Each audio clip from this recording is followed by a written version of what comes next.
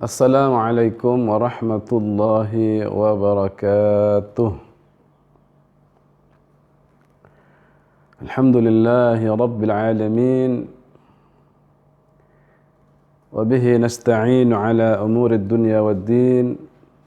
Wassalatu wassalamu ala sayyidina Muhammadinil amin. Wa ala alihi wa sahbihi ajma'in. Rabbi shrah li sadri wa yassir li amri wahlul 'uqdatam min lisani yafqahu qawli. Allahumma 'allimna ma yanfa'una wa zidna 'ilma warzuqna al-ikhlasa fi an-niyyati wal qawli wal 'amali wa ba'du. Ma'asyiral muslimin rahimani wa rahimakumullah.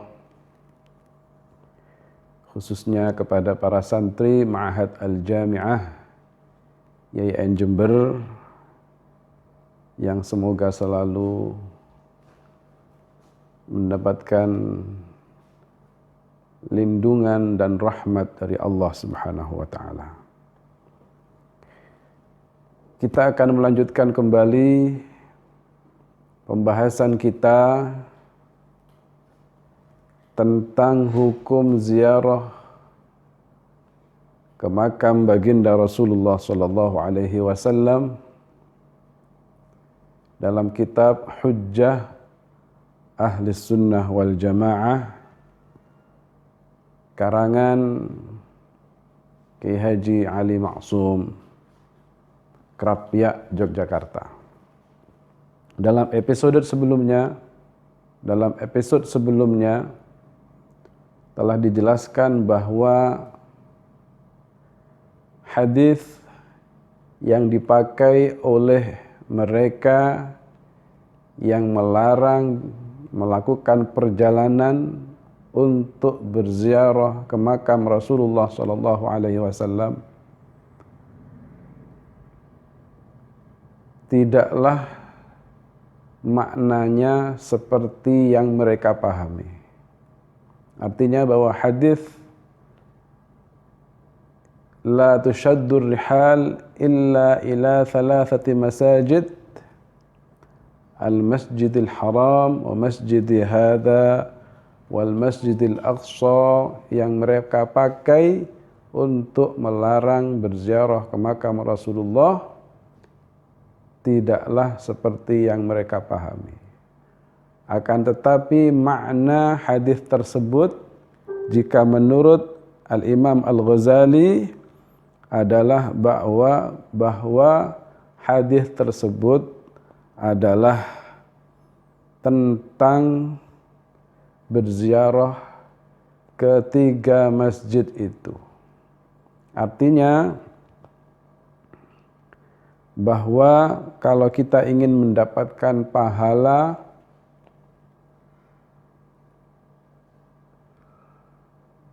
salat, ya, pahala dilipat gandakannya salat, maka kita jangan sampai pergi kecuali kepada tiga masjid itu. Jangan sampai kita melakukan perjalanan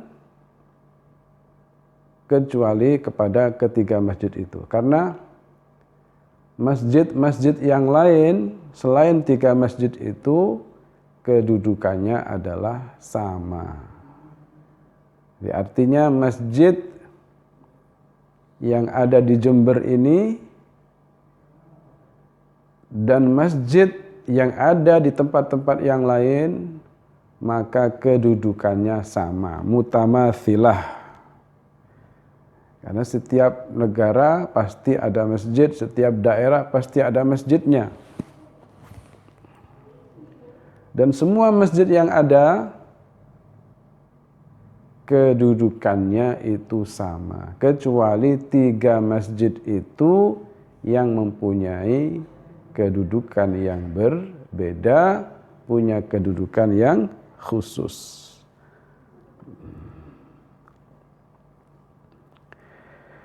Kemudian beliau pengarang kitab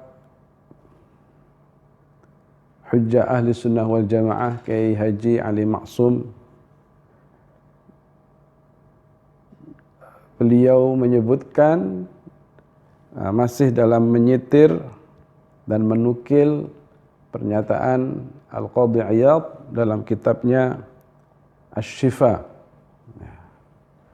bi Huquqil Mustafa.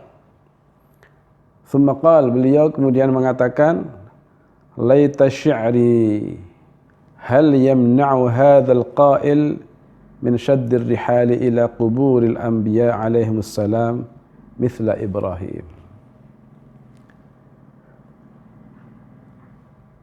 Laita syi'ri, seandainya aku tahu, hal yamna'u hadzal qa'il, apakah orang yang mengatakan ini akan melarang min syaddir rihali, dari melakukan perjalanan ila quburi al-anbiya alaihimussalam, ke makam para nabi, mithla Ibrahim, seperti Nabi Ibrahim. Fal man'u min dzalika fi ghayatil ihala, maka melarang hal itu adalah sangat tidak masuk akal, sangat mustahil. Fi ghayatil ihala, sangat tidak masuk akal. Kenapa demikian? Fa idza jawwaza dzalika fa quburul awliya wal ulama was sulaha fi ma'naha, maka jika ia membolehkan hal itu, membolehkan ziarah ke makam para nabi, fa quburul awliya, maka kuburannya para wali, wal ulama was sulaha, para ulama, para salihin, fi ma'naha, adalah semakna dengannya. Fala yab'udu an yakuna dzalika min aghradir rihlah, maka tidak jauh an yakuna dzalika min aghradir rihlah, bahwa hal itu adalah termasuk di antara tujuan-tujuan melakukan perjalanan. Kama anna ziyaratal ulama, sebagaimana bahwasanya ziarah ke para ulama fil hayati, ketika mereka masih hidup, minal maqasidi, termasuk di antara tujuan-tujuan dalam melakukan ziarah. Ya. Wa inni, dan sesungguhnya aku, a'jabu thumma a'jabu, aku merasa heran dan thumma a'jab, kemudian aku tambah heran lagi. An yafhama dhu aqlin,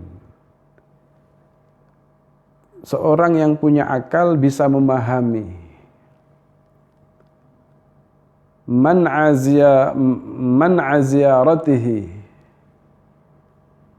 ini la'al shawab, ini man aziyaratihi, karena ini jadi maf'ulnya an yafham, ya, bukan mana'a ziyaratahu, ini idhafah, jadi makna man'a ziyaratihi. Aku sungguh heran orang yang punya akal memahami larangan ziarah ke makam Rasulullah min hadzal hadis, daripada hadis ini, ma'a fahmi jawazi syaddir rihali ilal madinatil munawwarah, dengan pemahaman bolehnya melakukan perjalanan ke Al-Madinah Al-Munawwarah bi anwarihi, dengan cahaya-cahayanya Rasulullah sallallahu alaihi wasallam, li ajli salati, untuk melakukan salat, fi masjidihi, di masjidnya Nabi Muhammad sallallahu alaihi wasallam. Jadi heran, sangat heran, ya, bagaimana seorang yang punya akal bisa memahami dari hadis itu larangan berziarah ke makam Rasulullah sallallahu alaihi wasallam, padahal mereka paham bahwa melakukan perjalanan ke Al-Madinah Al-Munawwarah itu boleh, yang tujuannya untuk melakukan sholat di Masjid Nabawi, Masjid An-Nabi Sallallahu Alaihi Wasallam. Kok bisa gitu loh ya? Kalau ziarah ke Masjid Nabawi, ziarah ke Madinah Al-Munawwarah, Al-Madinah Al-Munawwarah, dan ziarah ke makam ke masjidnya Rasulullah itu boleh, untuk sholat di situ itu boleh. Tapi kalau ziarah ke makam Rasulullah tidak boleh. Jadi kok bisa? Bagaimana itu bisa dipahami oleh orang yang punya akal? Gitu ya. Jadi kok bisa? Wa inna ma ajibtu summa ajibtu min dzalikal fahmi. Saya heran lagi ini. Ya. Dari pemahaman yang seperti itu.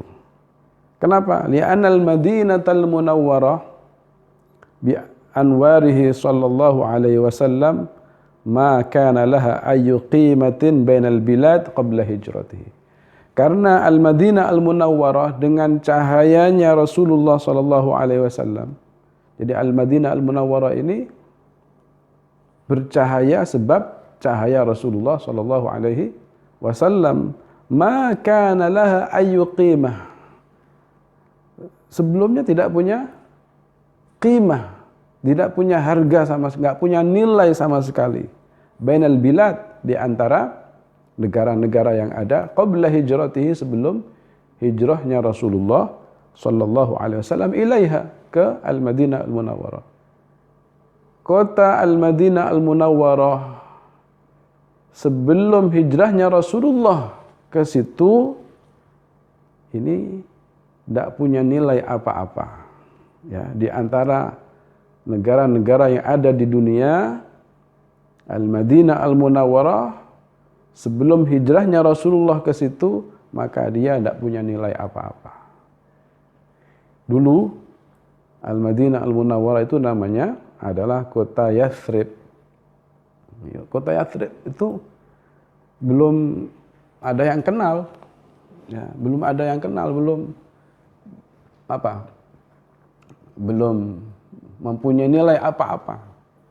Baru setelah Rasulullah hijrah ke Al-Madinah Al-Munawwarah, maka kota ini menjadi bercahaya.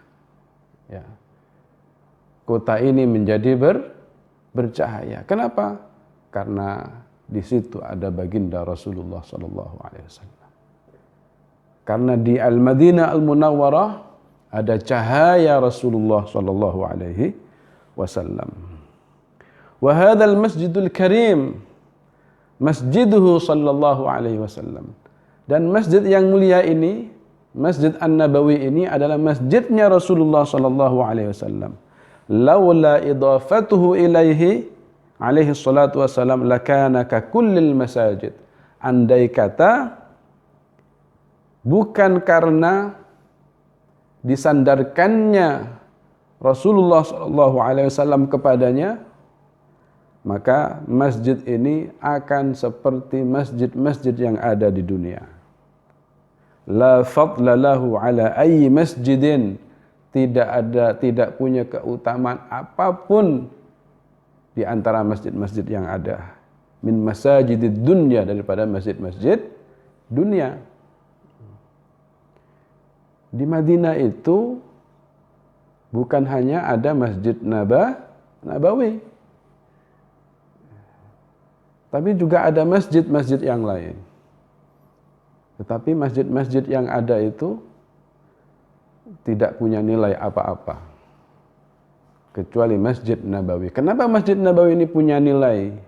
Kenapa Masjid Nabawi ini banyak orang yang berziarah? Kenapa Masjid Nabawi ini banyak orang yang datang ke situ? Karena Masjid Nabawi ini adalah masjidnya Rasulullah sallallahu alaihi wasallam. Karena yang bangun adalah Rasulullah sallallahu alaihi wasallam.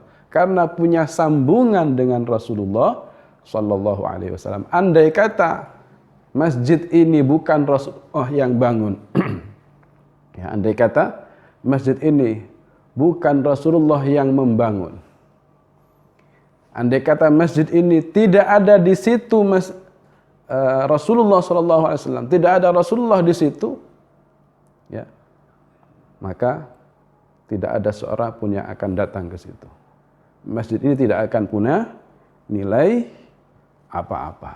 Jadi karena itu, maka kenapa masjid ini bernilai? Karena di situ ada baginda Rasulullah SAW.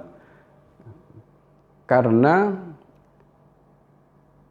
itu yang membangun Rasulullah, maka ini menjadi masjid yang mulia, masjid yang agung dibandingkan dengan masjid-masjid yang lain. Makanya kemudian Rasulullah SAW mengatakan, la tushaddur rihal illa ila thalathati masajid. Tidaklah seseorang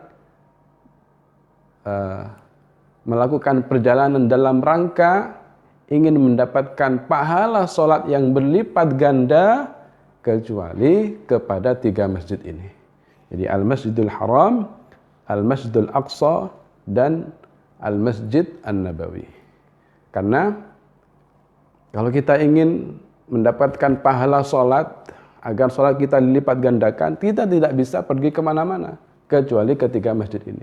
Kalau kita ingin dilipat gandakan pahala sholat kita, maka kita tidak bisa pergi ke masjid yang ada di Jakarta, Masjid Istiqlal, atau masjid yang ada di Depok, ya, Masjid Kubah Emas, atau yang di Jember ini ada masjid yang paling indah di Jember, namanya Masjid Rodotul Mukhlisin. Ya, tidak bisa. Meskipun ini ada masjid yang paling megah di dunia, ya, kalau kita ingin mendapatkan pahala yang berlipat ganda, kita nggak bisa pergi ke sana kecuali kepada 3 masjid ini: Al-Masjidul Haram, Al-Masjid An-Nabawi, dan Al-Masjidul Aqsa.